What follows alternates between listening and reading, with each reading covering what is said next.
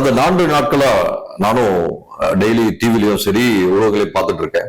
இந்த சமூக ஆர்வலர்கள், சமூக போராளிகள் என்று வேஷத்தில் தெரியும் சில முக்கிய நபர்கள், சத்யராஜ் ஆகட்டும், சூர்யா ஆகட்டும், ஜோதி ஆகட்டும், கார்த்தி ஆகட்டும், சித்தார்த் ஆகட்டும், ஏனைய குழுக்கள் அவங்க எல்லாம் எங்க போய் மறைஞ்சிருக்காங்கன்னு தெரியல. திமுக ஆளுங்கட்சியானா இவங்க வாயில பிளாஸ்டிக் போட்டுறாங்க போல இருக்கு. இந்த மாதிரி பொது விஷயத்துல வரும்போது கருத்துன்னு சொன்னா எல்லாத்தையும் கருத்து சொல்லுங்க. உங்களுக்கு சாதகமான விஷயத்த மட்டும் கருத்து சொல்றது, மிச்ச விஷயம் கருத்து சொல்லாம இருக்கிறதெல்லாம் உங்களுடைய ஒரிஜினல் நடிப்பை சினிமாவில மட்டும் இல்ல ரியல் வாழ்க்கையில காமிக்கிற மாதிரி இருக்கு. கூட்டணி கட்சிகள் தேர்தல் நேரம் என்பதால் உங்களுக்கு வாயில் பிளாஸ்டிக் போட்டு ஒட்டப்பட்டு உள்ளது என்பது தெளிவாக தெரிகிறது.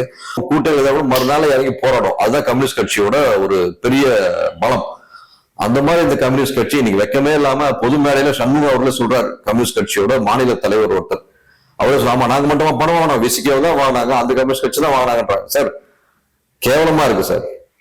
மக்களுக்கு எதிராக, பெண்களுக்கு எதிராக இவ்வளவு பெரிய அநீதி நடக்குது. நீங்க எல்லாம் கூட்டணியில இன்னும் இருந்துட்டு